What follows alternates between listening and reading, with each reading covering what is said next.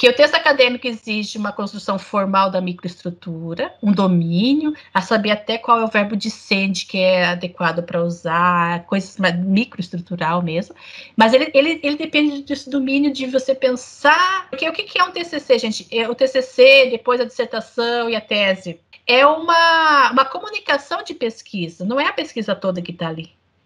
Você vai recortar da sua pesquisa algumas questões. Para eu mostrar minha análise, eu preciso ter definido a questão teórica. Então, da análise que eu fiz, eu vou trazer aqui uma exemplificação. Não levo tudo para o texto. Ela é uma comunicação dos resultados da minha pesquisa, na verdade. E esse processo, ele tem que ser trabalhado, ele tem que ser construído. Prof, vou sair do TCC já pronta para o mundo acadêmico.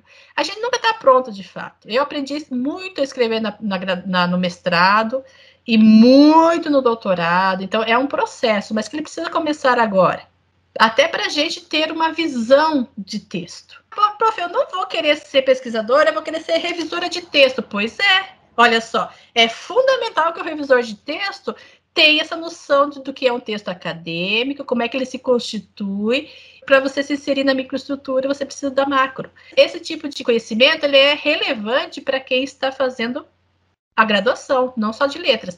Mas letras, como a gente lida com a linguagem, a gente tem que exercitar um pouquinho mais essa questão de como lidar com a linguagem mesmo. Nós devemos isso ao mundo, né? De conseguir lidar com a linguagem de forma um pouquinho menos problemática do que outros campos.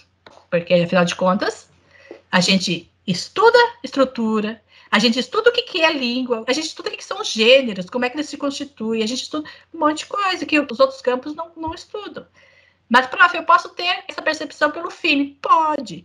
Claro que pode, mas todos nós podemos, os outros campos também podem. Nós temos sistematizado isso, um estudo sistematizado. Então, tudo isso junto, ele nos ajuda a construir o texto acadêmico e revisar o texto acadêmico e melhorar o texto acadêmico. Então, gente, o que eu quero dizer com isso? Não fiquem chateados se o teu texto é todo riscado, todo alterado. Por quê? Porque o professor está te mostrando como é que são os passos. Tem muita coisa que você não entende naquele momento. Que você entende com aquele momento, somado com aquele outro, você começa a perceber, então essa coisa não é legal de se dizer no texto acadêmico.